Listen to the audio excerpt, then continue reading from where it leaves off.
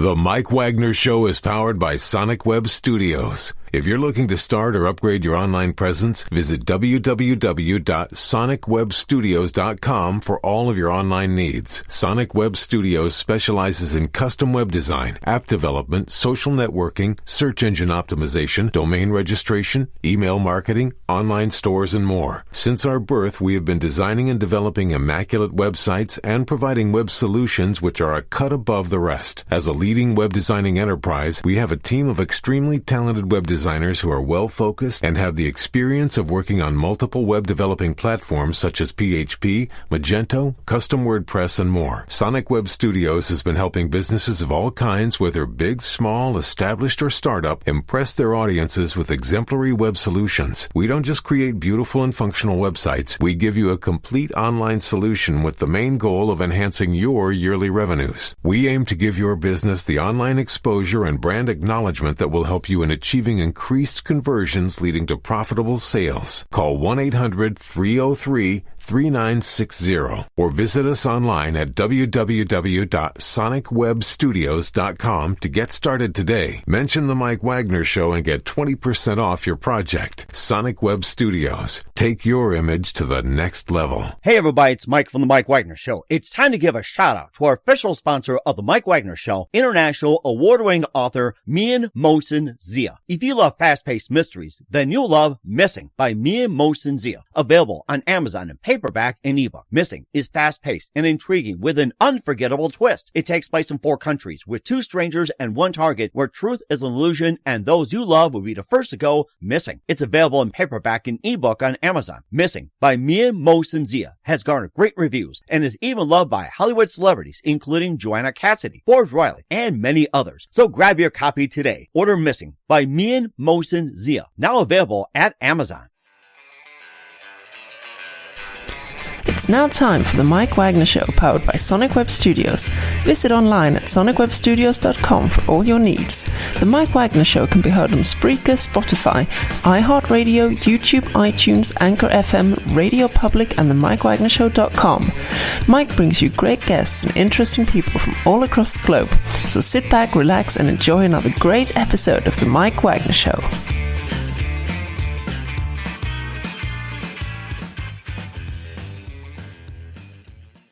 Hey everybody, it's Mike from the Mike Wagner Show, powered by Sonic Web Studios. Visit online at sonicwebstudios.com for all your needs. Looking at a professional website without breaking your budget? Sonic Web Studios is the answer. Sonic Web Studios offers fast, affordable custom web designs at below the competition rate. Call today, 1-800-303-3960. That's 1-800-303-3960. Or email to support@sonicwebstudios.com. Mention the Mike Wagner Show, get 20% off your first project. Sonic Web Studios, take your image to the next level. Also, time to give a shout out to official sponsor of the Mike Wagner Show, international award-winning author Mian Mosen Zia. If you love fast-paced mysteries, you'll love Missing by Mian Mosen Zia, available on Amazon in paperback and ebook. Missing is fast-paced and intriguing with an unforgettable twist. It takes place in 4 countries, 2 strangers, and 1 target, where truth is an illusion and those you love be the first to go missing. It's available on paperback and ebook on Amazon. Missing by Mian Mosen Zia has garnered great reviews and even loved and endorsed by many Hollywood celebrities, including Joanna Cassidy, Forbes Riley, and many others. So grab your copy today before it goes missing by Mian Mosen Zia, available on Amazon. Also, the Mike Wagner Show can be heard on the MikeWagnerShow.com. You can check our Facebook page at facebook.com/the Mike Wagner Show. You can download and listen on Facebook, SoundCloud, Spreaker, Spotify, and iHeartRadio. Also on Anchor FM, iTunes, Google Play, Amazon, Audible, and Apple. Coming soon to Podbean, Buzzsprout, Pandora, and TuneIn. Heard worldwide on Geo 7, Radio Public, Himalaya, and more. Take the Mike Wagner Show with you on any mobile device. Subscribe to the Mike Wagner Show on the YouTube channel and follow the Mike Wagner Show on Instagram and Twitter today. And don't forget to support the Mike Wagner Show at themikewagnershow.com. Also on PayPal and Anchor FM/support. And for some cool gift ideas, go to Amazon.com/the Mike Wagner Show. And for more great gift ideas, including t-shirts, pop sockets, hoodies, and also more books by Mian Mosen Zia, go to Amazon.com/Mian Mosen Zia and order today. We're here with a terrific gentleman who's an actor from the other side of the pond in the UK, and he's been in quite a number of films, believe it or not. He's been in The Govnors. He's also been in The Final Haunting. He's also been in Genesis, Kingsman 2, War Machine, and Glue as well, and Queens of Mystery, and just all kinds of productions he's been in. He's a veteran actor, quite fairly known in the London area as well. And live, ladies and gentlemen, from the Plus Studios in the beautiful downtown England area, the very, very multi-talented actor and a wonderful gentleman, David Biscoe. David, good morning, good afternoon, good evening. Thanks for joining us today. Good afternoon, Michael. Nice to be here. Well, it's great to have you on board too. So you've been in quite a number of films as well too. You've been involved in The Governor, also The Vicious Dead, and also the Contract, Genesis, Final Score, Darkest Hour, Death and Life. It's almost like a king scroll of all kinds of things. You've been on TV like Glue, Harry Price, Ghost Hunter, and Holby, The Royals, and you got Liar, you got Hard Sun, Save Me, a lot more, and The Little Drummer Girl. I mean, just a lot more. A king scroll worth probably takes hours for the Queen to recite. And before we get into all that, tell us how you first got started, David. Well, it started at school. Always had a thing with drama at school, but when you start, well, I don't know if you have the same thing in the States, but you get to a point in your senior school where you have to pick options. So in some of the options, like you could do performing arts, or you could create like painting, drawing art. And I always felt that I was better at the drawing, and there was a little bit of a stigma to the drama because it seemed to be a bit girly to some of the boys there. So you kind of veered away from that. So you couldn't do the two arts at the same time. So started there. But that was my main interest.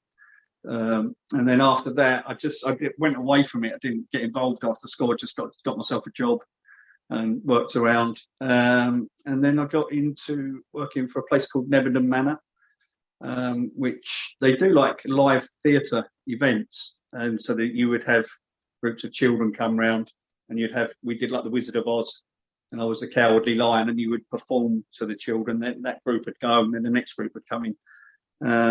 And then through there, I got into people saying, get into this film and sign me up with agencies and things. And it's just gone from strength to strength, really. I do a lot of TV more than anything. You have a lot of these live drama, true life drama things. So I've done quite a lot of those and been with actors, like Martin Freeman, for example. So it's looking good. Slowed down a little bit because of the coronavirus, but. Mm-hmm. And you mentioned about Martin Freeman. Who are some of your other favorite actors you enjoyed working with, or who are some more famous ones that you've worked with? Oh, Sir Anthony Hopkins was really good. Did King Lear. I don't know if you got it over there in the States, but we actually filmed down in Dover Castle. Emma Thompson was there. Yeah, it was really good, and he was so nice. Stayed behind with people to do photos and talk about his other programs and stuff he was doing. So he was really good. Really liked working with him. And it was funny you mentioned about King Lear. We happened to watch that. That was just an amazing series. Yeah, it was really good, and it was great to be fun. Part of that. Very cold though down at Dover Castle when they filmed it. Absolutely freezing. Yeah, guess what? To take a place in Knights of the Round Table and get cozy as well too. And what was that one precise moment that influenced you into what you're doing today?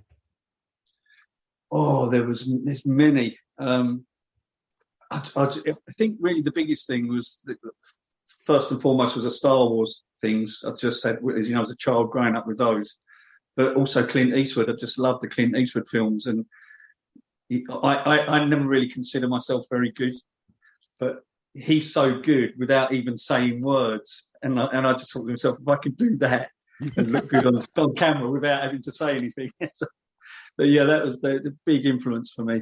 And he gives you the look like, "Go ahead, punk, make my day." Yeah, and you hear stories. I think it's Tom Hanks one where he says he just says, he doesn't say cut or action. He just says that'll do. He's directing. It made me think of that movie Babe when he mentioned "that'll do." It says, "That'll do, pig, that'll do." Yeah, exactly. He said he'd give you a stare as well. Give you a go ahead. What was your favorite Clint Eastwood movie? Oh, he's done a lot, hasn't he? One that he's directed. I think it was Pale Rider. Was it Pale Rider? I really liked. But the ones that he didn't direct was like, it's got to be the spaghetti westerns, The Good, Bad, and the Ugly, and Fistful of Dollars and stuff. Mm-hmm. And what were your thoughts of? I think it was in that last movie. I think was it Torino that he was in too. That he was Torino, yes. Torino, yes, that's right. And he drove that car, which is a '74 Ford Torino. What were your thoughts on that movie? Oh, I thought it was brilliant. It kind of is almost. It's just the way that it's shot. It's very, very moody and dark. Yeah, I really like that. But that was quite a while ago, wasn't it? 2016 or something, I think, wasn't it? 2017. I think it was 16 or 17. He was also another Western too, and I can't remember which one it was. So I'm trying to remember. Unforgiven, was it?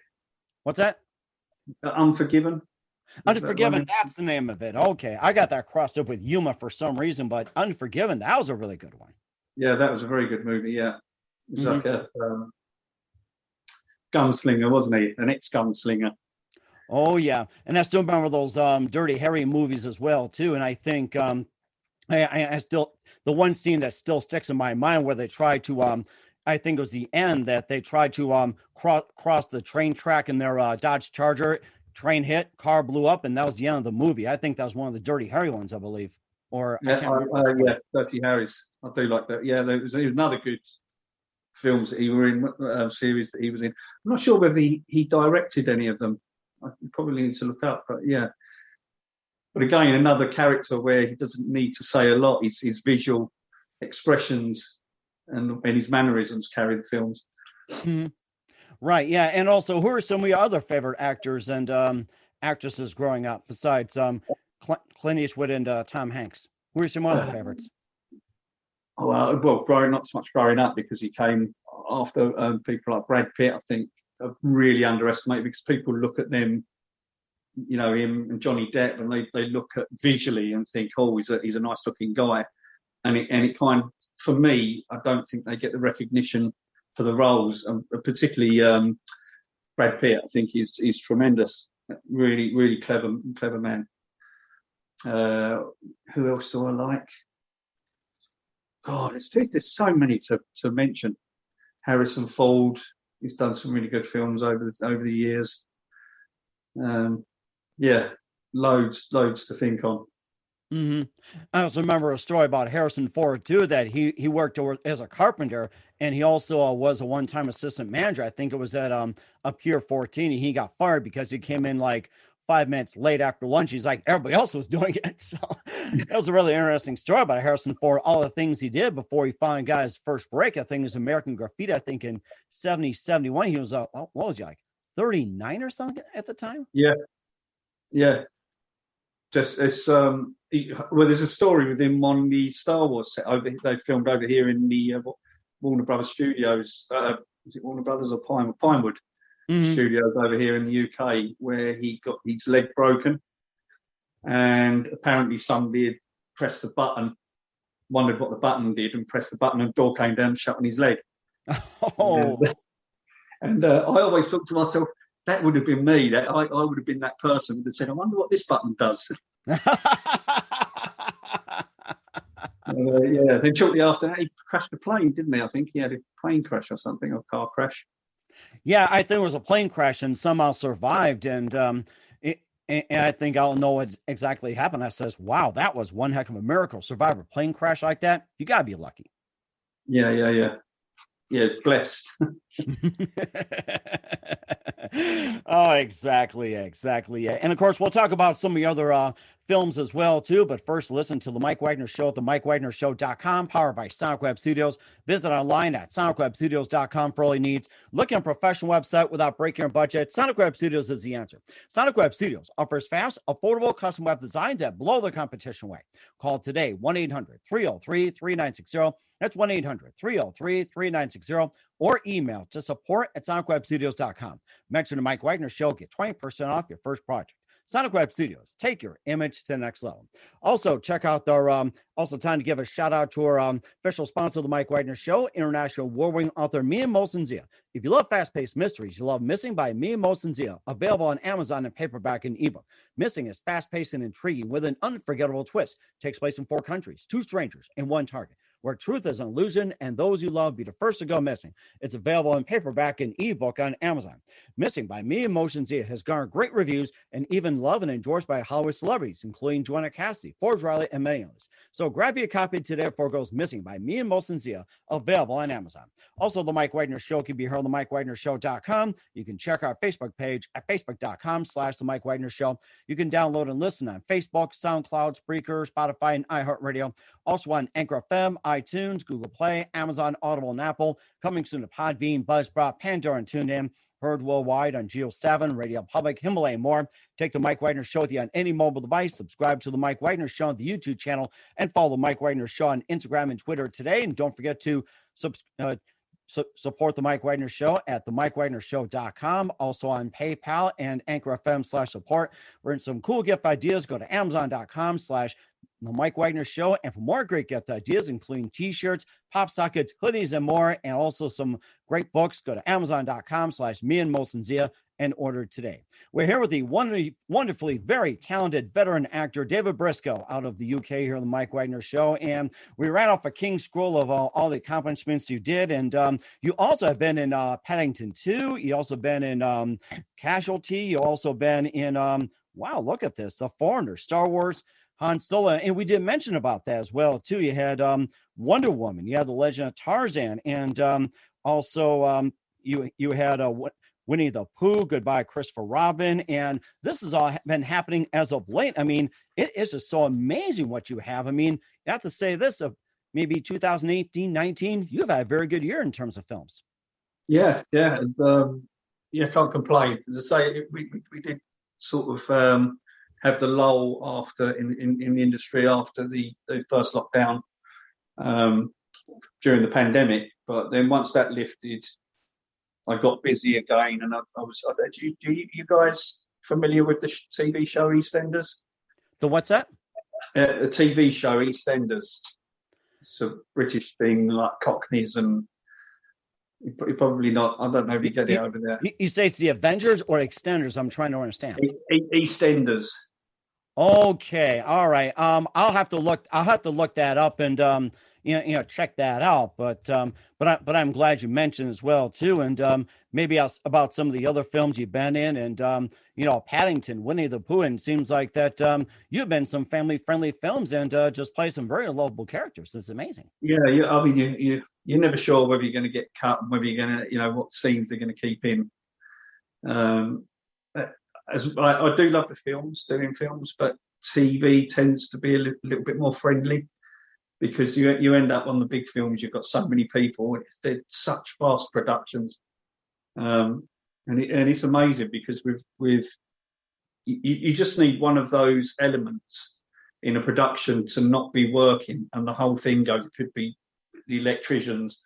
If they're not working and doing their job, then the production ends. The sound, the filming, the editing, there's so much involved. And obviously on a grander scale when you get to the movies. So yeah, that's why I tend to gravitate more to the TV stuff these days. Mm-hmm. And of course, being involved in TV. And in fact, I forgot to ask you, what are some of your favorite TV shows growing up? Oh, I love The Walking Dead. Big horror fan. Of course, that's coming on the last season now. Mm-hmm. Breaking Bad, I enjoyed that. 24 with Kiefer Sutherland. That was a really good show. It was a very clever show, actually.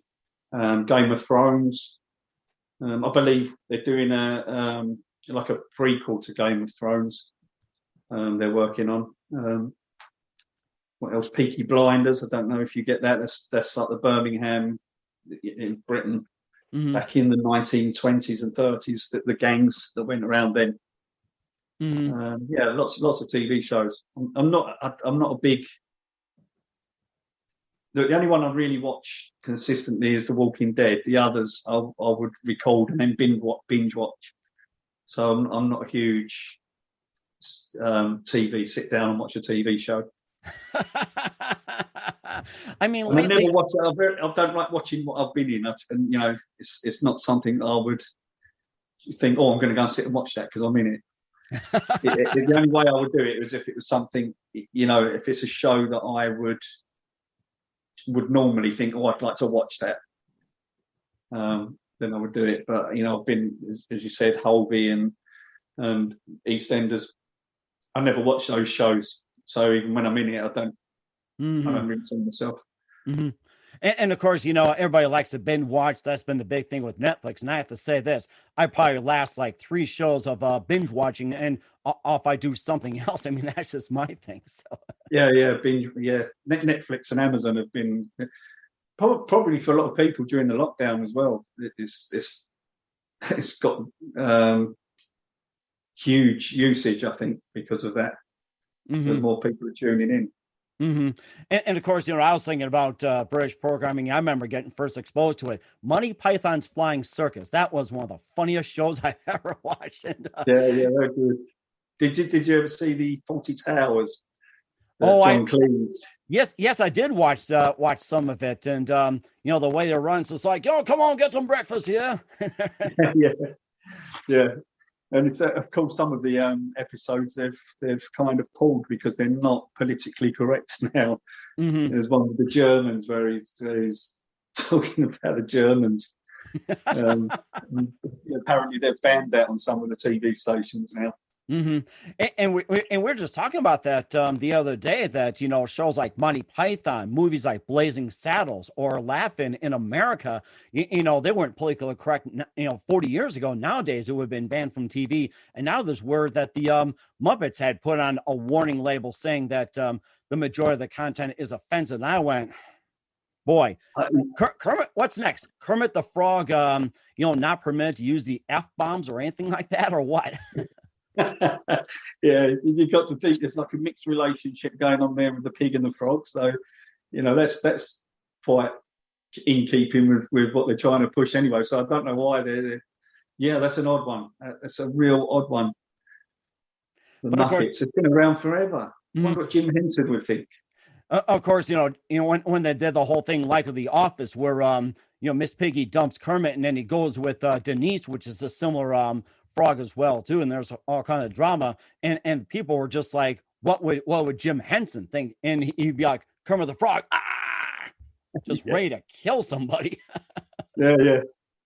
I generally, when I read that, there's people out there making some strange decisions on what we should be allowed to watch. I feel that we're becoming a censored world. Now, right, and you have to be careful what you say. You have to be careful, and you know, especially if you're a high-profile celebrity, you know, you've got to be careful.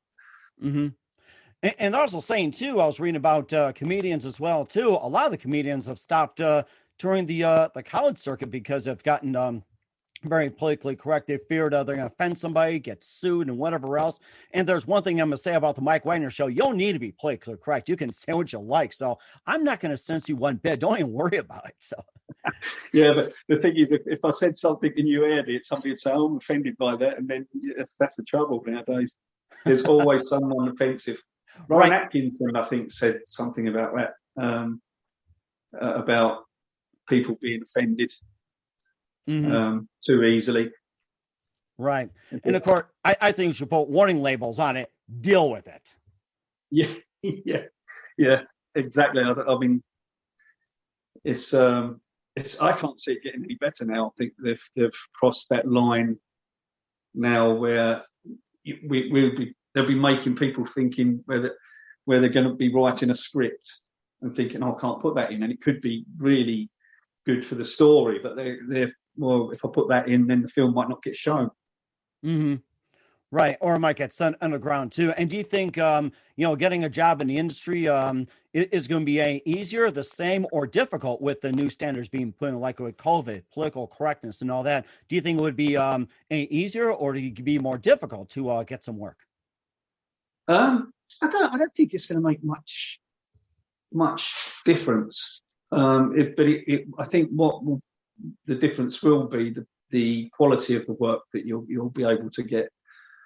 There's a lot of independent filmmakers over here, and they do some really good stuff. I just had a funeral of one of them on Tuesday. A good friend of mine I work with on one of his films, passed away of cancer. But even he was, his new films that he was planning was thinking a bit more politically correct. So yeah, I don't think it will affect you getting work, but I think it's just the type of work that that's going to change.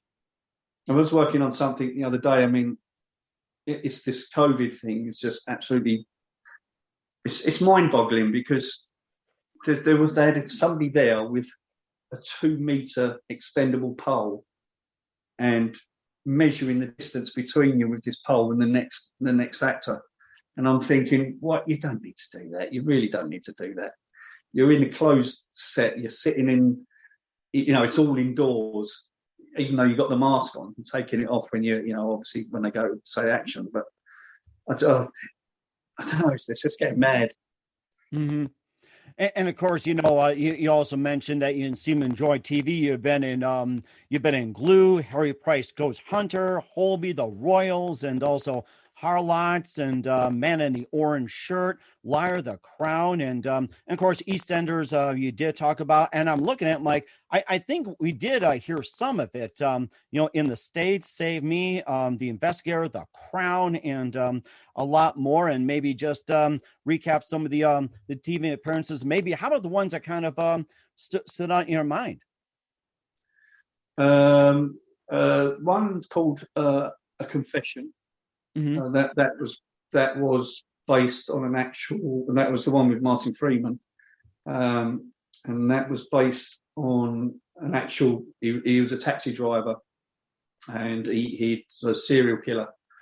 But the actual story was the character that Martin Freeman was playing was a detective, and you probably have the same thing with the police over in the States. There's a thing called PACE, the Police and Criminal Evidence Act, and it has guidelines that the policeman would have to adhere to get a confession out of someone, or indeed to arrest someone and give them their rights and everything. And what he did was they were looking for this. They didn't know about the other girl. They knew about this one person, and he felt that if he'd got him into the police station, he would have just the duty solicitor would have just said no comment and made him say no comment. And they were thinking that she was still alive. So he decided that if he got him out somewhere and took him for a drive up in the countryside, that it was no aggression or anything like that. It was just trying to be friendly to the guy and see whether he'd open up. And he did.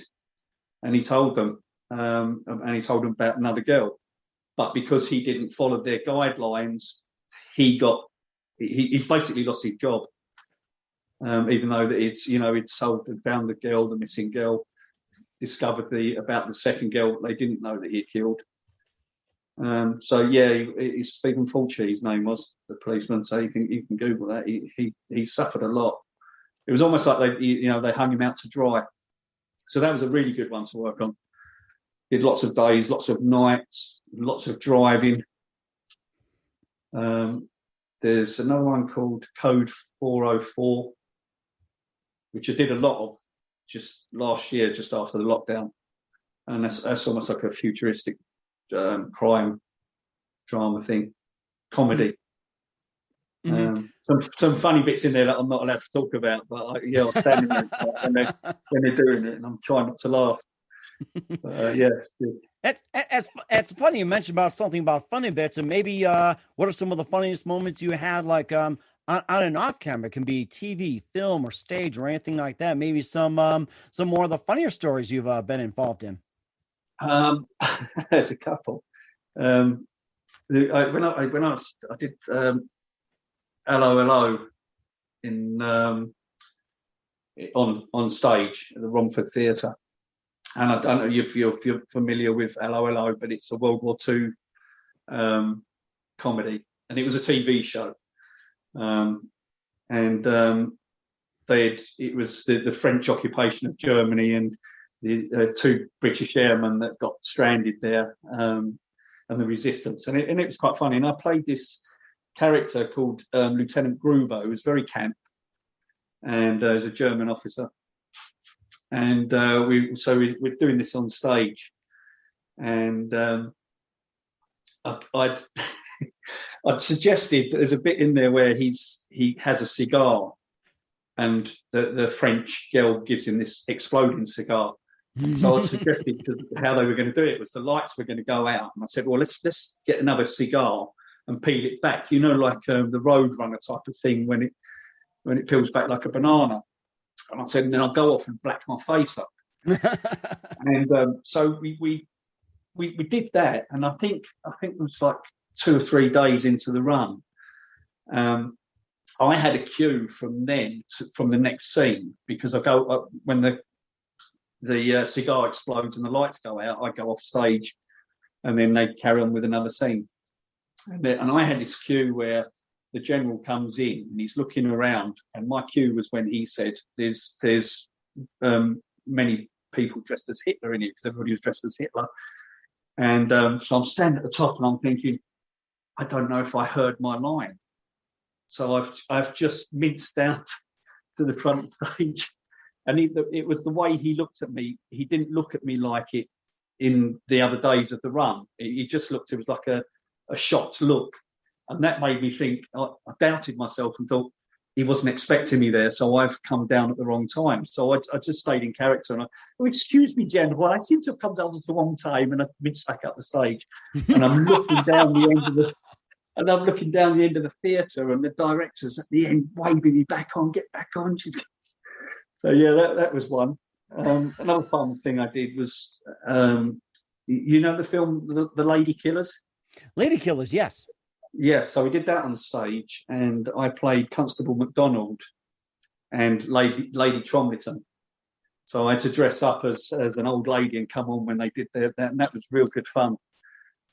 But film-wise, what was I doing? There was one called, that was a TV thing. It never ever got made, but we started filming it, and it was called The Scene.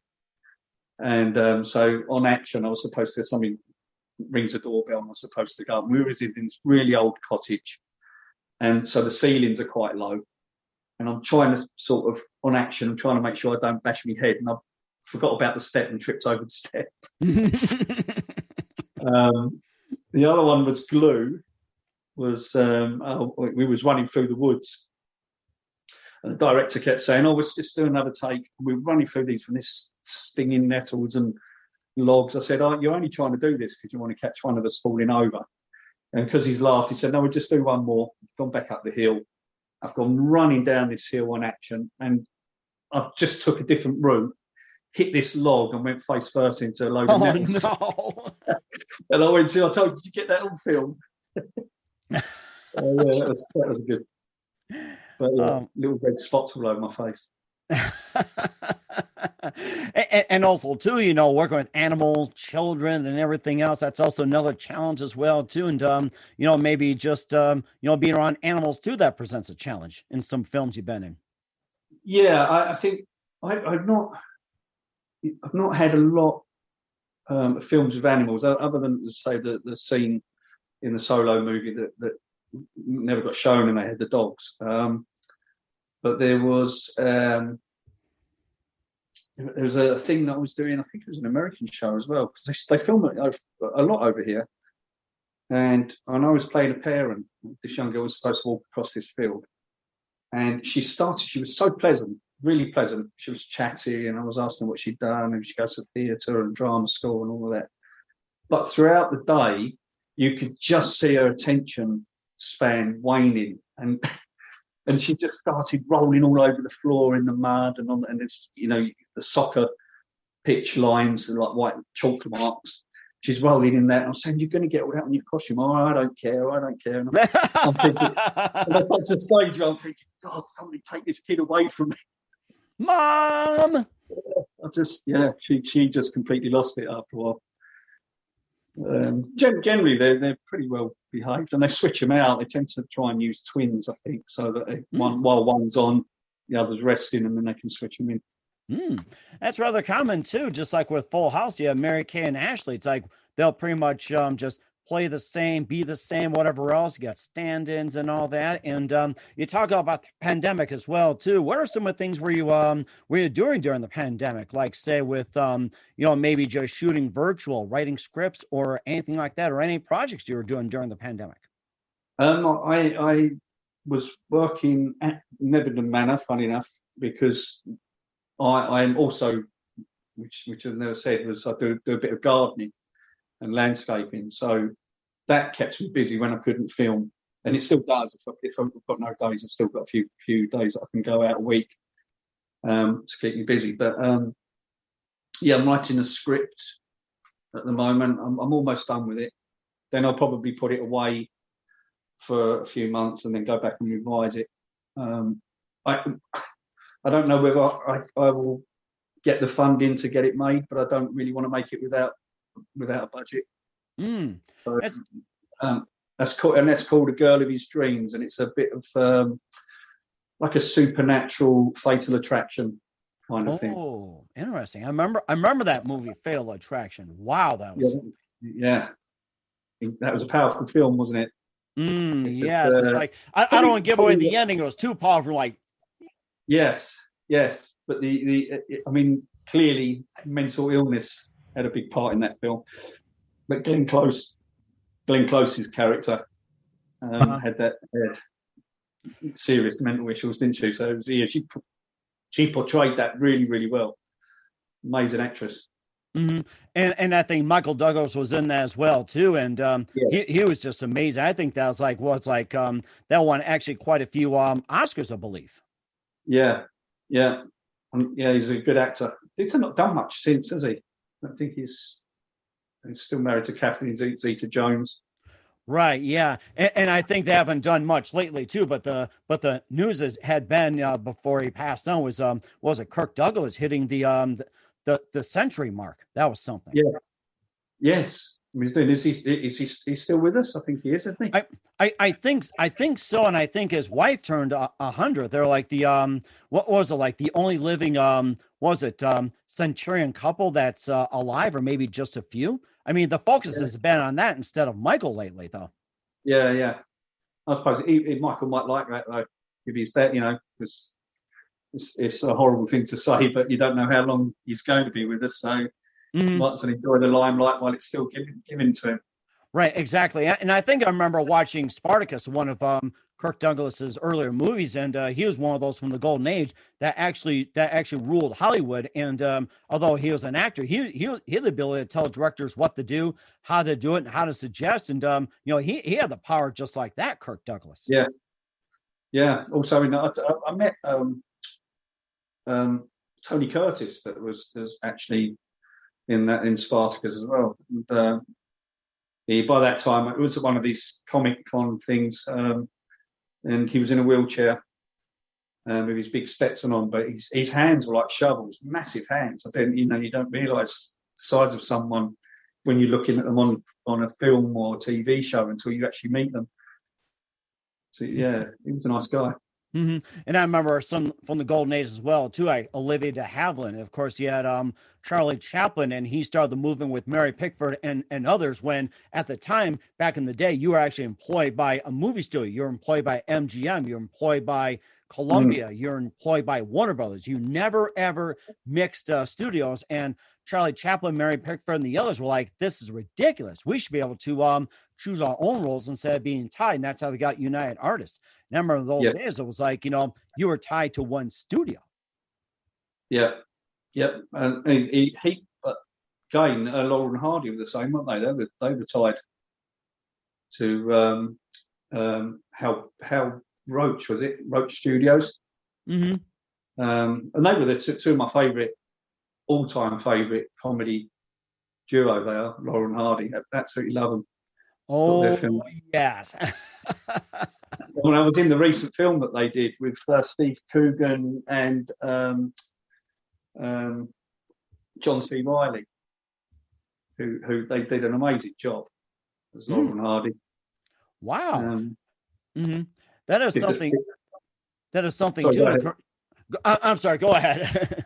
I'd say I was in the theatre scene with them. That was pretty good, but I never got to see them perform, which is a bit disheartening for me, because as I say, that being my favourite guys, I'd have liked to have seen how they portrayed it in real life. But they did a good job on the time when I watched on the TV. And also too, like the ones actually did things in real life were the Three Stooges. They got bunk heads, poke eyes, and clunk like that, or punch somebody. Like what they said. Those were not like this, like that. Those actually pow like that, and actually poking the eyes. And they made trips to hospital like every day. Yeah. A lot of them. Well, they did a lot of stunts, didn't they? In them days, to do all their stunts. People like Harold Lloyd. And Chaplin as well. So Chaplin done most of his own stunts. And of course, now it's just like with the insurance issues and everything. I think the only person that does his own stunts is Tom Cruise. He's probably the last guy they'll ever do his own stunts. Tom Cruise. Yeah. Jackie Chan used to, didn't he? But I think he's given that he doesn't do so much fighting now in his films, does he? Seems to sort of keep out of that, which is wise, I suppose, for his age. But Tom Cruise, that was, we did the Mission Impossible over at St. Paul's Cathedral. It was the last Mission Impossible that they did. I was just had the one that was seen in St. Paul's as a like a dignitary at a funeral. But that was an interesting day. He's a very nice guy. Very nice guy. Just on there thanking everybody at the end for turning up, and long day. And of course, long days and everything else. And of course, that we'll talk about what's coming up in 2021 as well, too. In the meantime, where can we find all your, where can we find your works at? You can go on my webpage, www.davidjbiscoe.org, or I'm on Facebook. Sadly, I got banned from Twitter. Oh my God! What'd you do this time to piss somebody off? What did you do? What did you say? Well, it was a really innocuous comment. I am a big soccer fan, and my favourite football team is Tottenham Hotspur. And somebody had tweeted that if a rival team, which they called was West Ham, if they finished above Spurs, then the Spurs manager should be sacked. And I had just replied, yes, and Daniel Levy, who is the Tottenham chairman, who controls the funding, should be sent to the gallows. That was it. And then next thing I know, I've been permanently suspended from there. Oh my gosh! I've seen other tweets on there that are just hateful, and you think, how have you got away with that? And it's just bizarre. It goes back to the censorship again.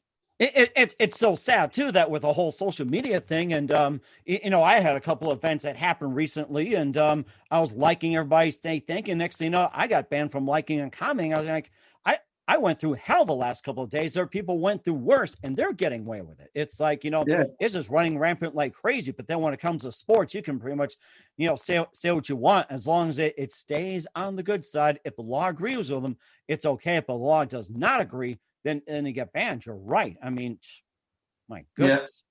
Yeah, and Facebook's the same. I've got a friend that's constantly getting banned because he doesn't. It's not things that he says that gets him banned. It's the memes and the pictures that he puts up, and because they're not.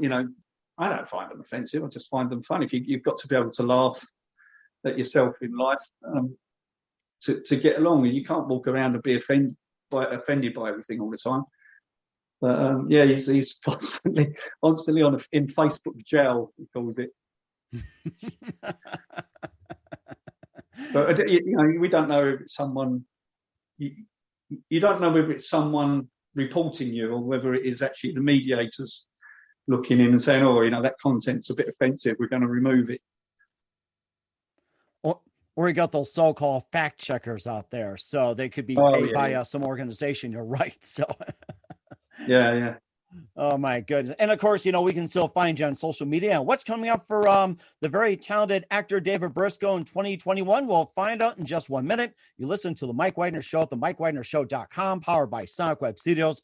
Visit online at sonicwebstudios.com for early needs. Also brought to you by our official sponsor, the Mike Wagner Show, international award-winning author Mia Mosensia of Missing, available on paperback and ebook. We'll be back with David Biscoe after this timeout. The Mike Wagner Show is powered by Sonic Web Studios. If you're looking to start or upgrade your online presence, visit www.sonicwebstudios.com for all of your online needs. Call 1-800-303-3960 or visit us online at www.sonicwebstudios.com to get started today. Mention the Mike Wagner Show and get 20% off your project. Sonic Web Studios. Take your image to the next level. Hey everybody, my name is Forbes Riley, and I'm an American actress and a TV host.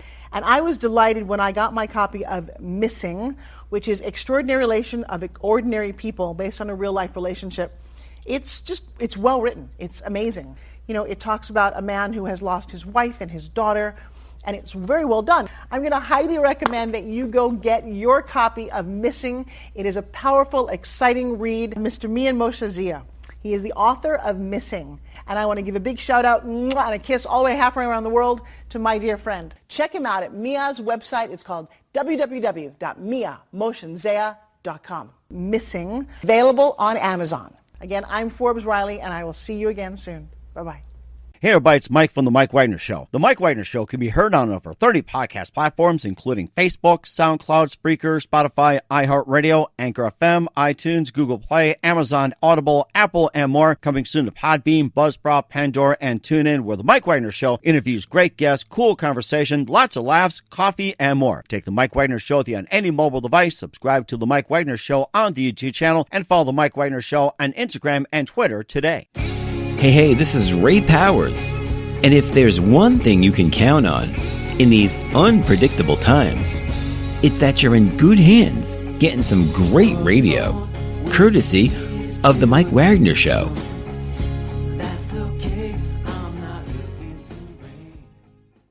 We're back with the very multi-talented actor David Biscoe here on the Mike Wagner Show, based out of the UK. And just had a great time just talking about some of the social media, your amazing career. You've been in film, TV, and whatever else, and how to keep things going, and just amazing talent you are, David. And what can we expect from you in 2021 and beyond, David? Hopefully bigger and better roles. I just did. I've signed a non-disclosure thing, so I can't say too much about it. But it is a current. It's going to be a TV show, and it's current affairs that have been going on last year. So I did a Zoom recording with a bunch of actors, and then I think I've got 2 days on that. So hopefully, more of that. I might, hopefully get my scripts done, and I'm really tempted to go back into theatre and do a bit more theatre, but time constraints and stuff, and obviously with COVID, it depends whether the restrictions are lifted and people can go back in. So hopefully be seeing some of that. Mm-hmm. And we're looking forward as well too. And who do you consider biggest influence in your career? Biggest influence has to be my late wife. She was, she encouraged me all the time. Sadly, no longer with us. Passed away 5 years ago. She was constantly by my side and pushing me. So, and then I've got another friend called Paula. She's always posting and sharing stuff, which is really good as well. Mm-hmm. She always spots me in TV shows and stuff and puts them up on social media. That's amazing. And what's the best advice you can give to anybody at this point? What about acting or about anything? Anything. About anything. Be happy and be healthy. And to be healthy, you have to be happy, I think. I love that combination. Happy, healthy, healthy, happy. Joy, joy. So yes, like that. Exactly. Oh, that's very good. Once again, veteran actor David Biscoe here on Mike Wagner Show. David, very big thank you for your time. You've been absolutely amazing. Looking forward to having you again soon. Keep us up to date. Love you back on in 2021 and beyond. And once again, tell us about your upcoming projects. What's your website? How do people contact you? Where can people check out your works? Yes, you can go on www.davidjbiscoe.org. There's also a thing called V-Show cards. If you look on there, it's like a platform, a bit like Spotlight. You can find me on Spotlight as well, and social media, the usual platforms. But you can look for me on Twitter, but it'll say I'm suspended. And hopefully next year again. Yeah, as soon as these projects are up and running, I'll keep you informed. So you can put them out there as well. Sounds good. And you can also do us a favor. It's okay to create a second Twitter account. That's all. It's okay. Well, they've told me that I can't. It says if I attempt to make a second Twitter account, then that will be suspended too. Oh, okay. Well, more on a developing story, and maybe that's another project you can do. I just got banned on Twitter. Write a script about that. Yeah, YouTube channel about being banned on Twitter. Exactly. You can look at my show reels and things on Twitter, on YouTube. Mm-hmm. If you just type in David J. Biscoe, they'll come up. Okay. All right, well, check those out. Once again, David, a very big thank you for your time. You've been absolutely amazing. Looking forward to having you soon. Do us a favor, keep us up to date. Love you back on in 2021 and beyond. And don't forget to keep in touch. You've been absolutely terrific. Thank you very much, Michael. Hey, everybody. My name is Forbes Riley, and I'm an American actress and a TV host. And I was delighted when I got my copy of Missing, which is Extraordinary Relation of Ordinary People based on a real-life relationship. It's well written. It's amazing. You know, it talks about a man who has lost his wife and his daughter, and it's very well done. I'm going to highly recommend that you go get your copy of Missing. It is a powerful, exciting read. Mr. Mian Moshe Zia.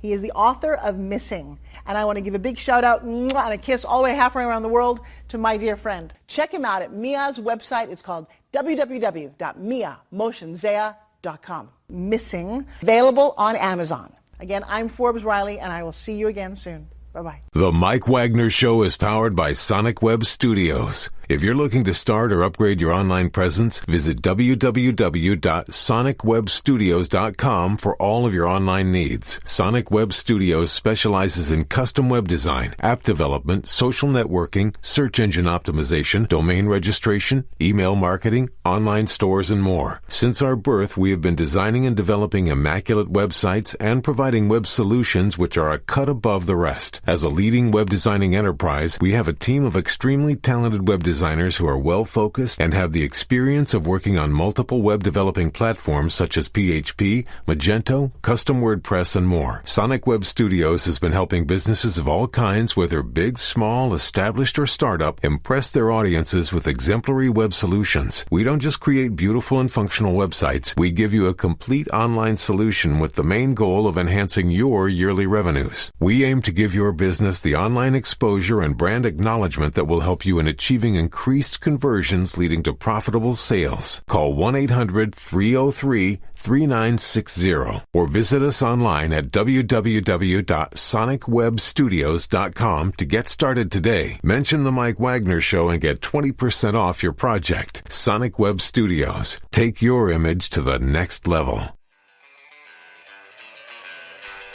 Thanks for listening to the Mike Wagner Show, powered by Sonic Web Studios. Visit online at sonicwebstudios.com for all your needs. The Mike Wagner Show can be heard on Spreaker, Spotify, iHeartradio, iTunes, YouTube, Anchor FM, Radio Public, and themikewagnershow.com. Please support our program with your donations at themikewagnershow.com. Join us again next time for another great episode of The Mike Wagner Show.